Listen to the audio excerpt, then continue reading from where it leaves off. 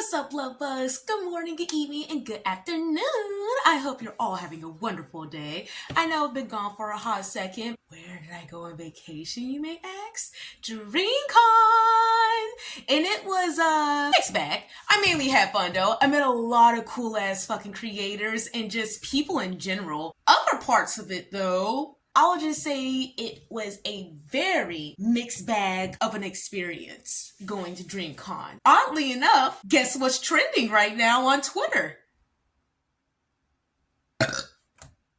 If you guess DreamCon, yes, it's DreamCon. It's trending again. I think this time, I haven't even checked up to see why it's even trending. What is it? Fucking... Oh! Why? Okay, so apparently, this was one of the major issues I even had with DreamCon to begin with. All of the money that it took to actually get to DreamCon felt like it wasn't worth it due to the fact of barely being able to get into a panel, barely being able to meet anybody that was a guest or a celebrity, barely actually able to find my way around. Like, that was weird. This place was so...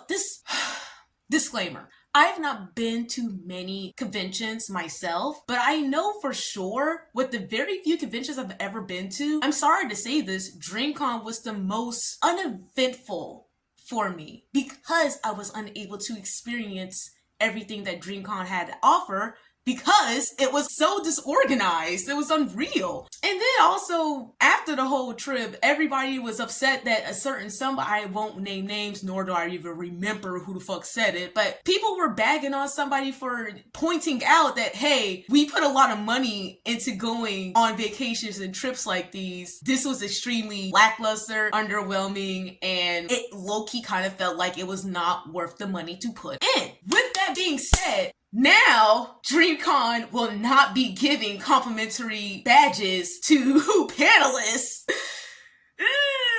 Definitely going to be trickier for people to decide whether or not they want to go to DreamCon, especially if you are a content creator. I will say this. I am still considering going to DreamCon next year. Not even for any of the panels, not for any of the guests like that, but the people that I met there, the underground content creators, just everybody, the cosplayers, the people who love the craft and the medium and the culture of anime and games. It's almost enough to make me want to go back.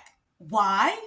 And I'm sorry to say this is one of the first ever times where I felt really proud to be a Black anime fan. No other convention can really do that yet, let alone has really done that. Nor have I been able to go to one like that. Now, I saw that MomoCon actually had one, talking about there was a Black cosplayer meetup, and that was wonderful. We need more meetups like that within a lot of anime convention. Anyways, it's way too fucking expensive to go. If you got the money and or willing to put yourself in credit card debt to go to this convention, go. Mainly for the fact of you're going to be surrounded by a whole bunch of cool ass Black anime fans and they're going to make you feel welcome. You're going to feel like you at a Black anime cookout. These motherfuckers was partying in the merch room. The merch room, bruh. If you want to just have a cool ass fun time that feels like a social event, go to DreamCon. If you want to go to a convention, an anime convention, to meet panelists, to meet voice actors, to meet people who work within the industry, go to almost any other convention. They'll have it more organized and set in stone for you to be able to go there. Also, you may get your money's worth. That's at the end of the day what I care about. Am I going to get my money's worth? What do I value? I value an experience where I can meet the people who work within the industry, whether it's voice acting, animating, or producing it. I cannot do that at DreamCon. I know I can do that at other places. So, yeah. What, Chanelly Belly? You have something else to say too about DreamCon? Oh, she did. She really did have something else to say. Is it the same thing that I was going to say? Oh, shit, it is. So, she was going to mention, if you guys would like to say that.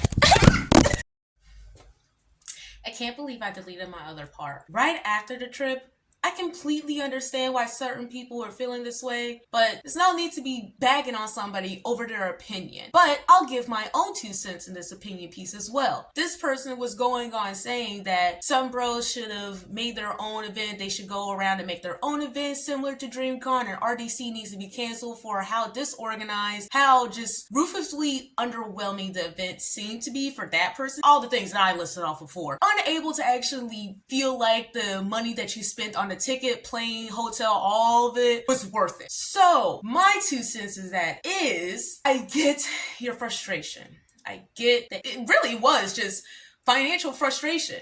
Everybody, I feel like, was facing financial frustration when it came to going to this convention, and it's just weird.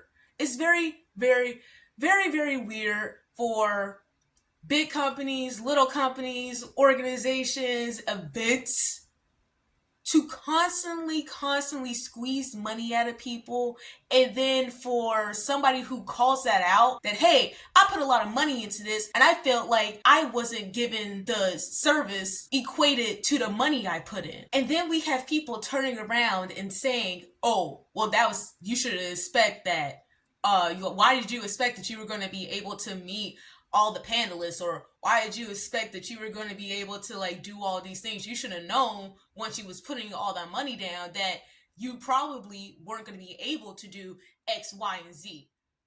I get that you're not going to be able to do all of X, Y, and Z, but if you're not able to do one of X, Y, and Z, at the very least, if your convention wasn't able to allow a good, I heard from a decent amount of people that panels were hard as fuck to get in. And bro, don't get me started on the gold and platinum passes. Bro, there was cutting situation. We had niggas cutting. Grown ass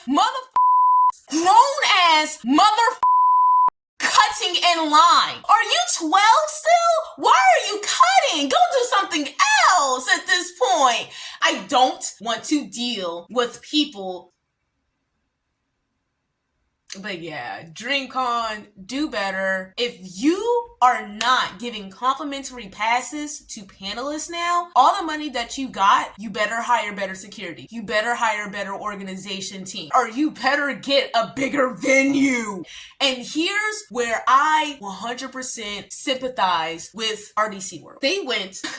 Within 1 year alone, 1 year of attendance, they went from 6,000 to 22,000. That is a significant jump. There's no way in hell anybody would have been able to plan that correctly. So I get why it was so disorganized, but RDC World, you hear me? You listening to me? Hi, my name is Nikki Kaker.